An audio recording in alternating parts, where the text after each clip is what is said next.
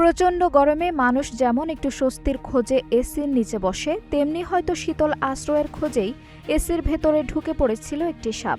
কিন্তু এসি খুলতে গিয়ে যে দৃশ্য দেখা গেল, তাতে আতঙ্ক ছড়িয়ে পড়ে পুরো ক্লিনিকে।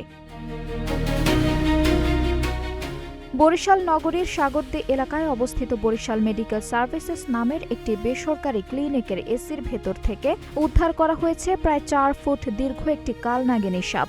রোববার দুপুরে এসিটি খুলে বাসায় নেওয়ার জন্য কোম্পানির কর্মীরা কাজ শুরু করেন। এই সময় এসির ভেতরে সাপ দেখতে পেয়ে তারা চিৎকার শুরু করেন। পরে 999 কল করে সহায়তা চাওয়া হলে যোগাযোগ করা হয় এনিম্যাল লাভার্স অফ পটুয়াখালীর পরিচালক আসাদুল্লাহ হাসান মুসার সঙ্গে।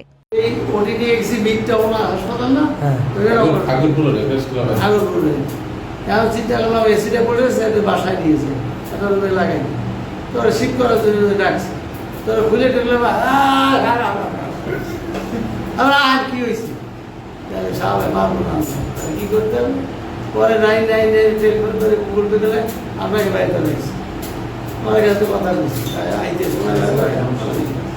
দুপুর 2টা থেকে শুরু হয় উদ্ধার অভিযান। প্রায় 2 ঘন্টার চেষ্টার পর এসির ভেতর থেকে কালনাগিনী সাপটি উদ্ধার করা হয়। ক্লিনিক কর্তৃপক্ষের দাবি ছিল তারা 2টি সাপ দেখেছেন, তবে উদ্ধারকারীরা সেখানে একটি সাপই পেয়েছেন।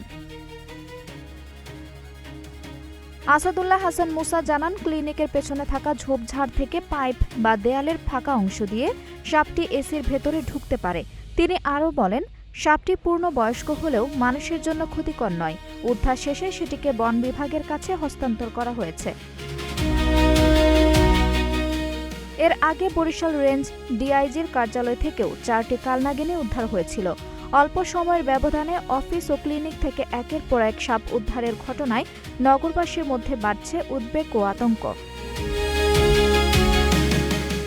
আঞ্জুম হক আরবি, নাগরিক প্রতিদিন।